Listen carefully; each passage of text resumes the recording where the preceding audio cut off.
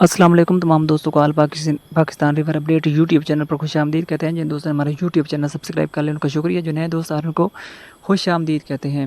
اور تمام دوستوں سے ریکویسٹ ہے ہمارا یوٹیوب چینل سبسکرائب اور ویڈیو کو لائک شیئر کریں.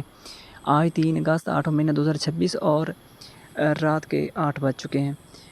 آج پونگ ڈیم، بھاخڑا ڈیم اور اس کے علاوہ ہماچل پردیش کا موسم اور پاکستان کے جو پنجاب کے علاقے ہیں ان کا موسم کے آنے والے دنوں میں کب تک موسم صاف ہونے کا امکان ہے اور کب تک بارشوں کا سلسلہ جاری رہے گا، اس حوالے سے اپڈیٹ لے کر آپ سب کی خدمت میں حاضر ہوئے ہیں.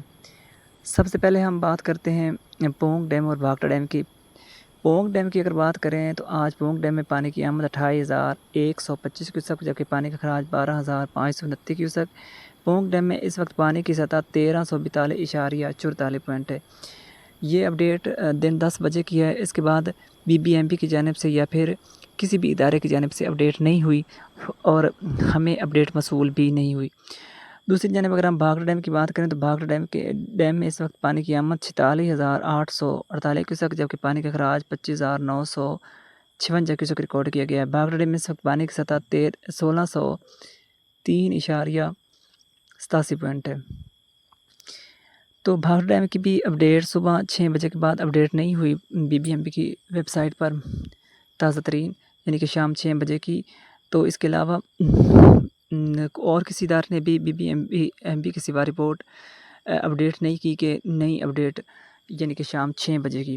اگر ہم ہماچل پردیش کے موسم کی بات کریں تو ہماچل پردیش کے زیادہ تر علاقوں میں آج بھی ہلکی سے درمیانی بارش ریکارڈ کی گئی، کہیں بھی شدید بارش ریکارڈ نہیں ہوئی. تو اسی کے ساتھ ساتھ اگر ہم بات کریں آنے والے دنوں کی تو صرف 7 اگست تک ہماچل پردیش میں زیادہ بارشوں کا امکان نظر آ رہا ہے. 7 اگست کے بعد امید ہے کہ ہماچل پردیش میں بارشیں مزید سلو ہو جائیں گی.